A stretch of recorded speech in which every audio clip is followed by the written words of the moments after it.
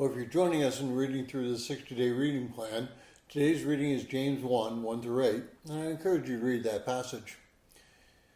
Well, these next 60 days are going to be very practical and applicational concerning your Christian walk.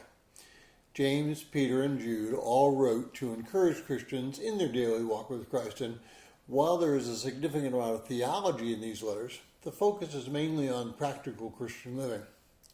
Now, if you're alive, you've probably suffered specific trials. Each one of us, depending on our age, will be greeted with the universal human problems and tests.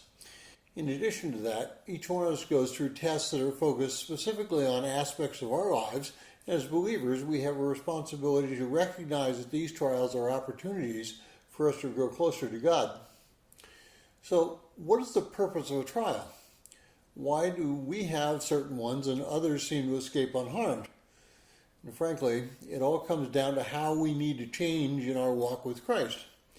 Usually these trials are not designed to punish us, but rather to cause us to grow closer to Christ. Well, James outlines the way that we are to handle our trials. And first he tells us that we're considered all joy when we are in the midst of a trial.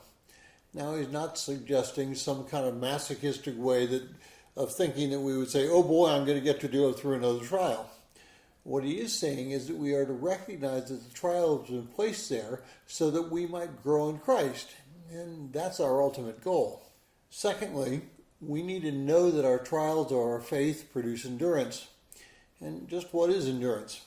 It is the attitude that does not give up when faced with struggles and sometimes seemingly overwhelming obstacles. It's the endurance that the early Christian martyrs had when they stood before the beast in the Colosseum, knowing that they were about to endure excruciating death. Finally, endurance brings perfection. Well, this perfection does not mean that we are perfect in the sense that we are complete. It means that we are to be going towards that completeness, not without faith, but rather working through our weaknesses to change our lives so that we look more like Christ. Well, endurance brings with it the understanding that God is in control, and He's the one to whom you can give your problems, and He is the one who will help you overcome those situations that you're in.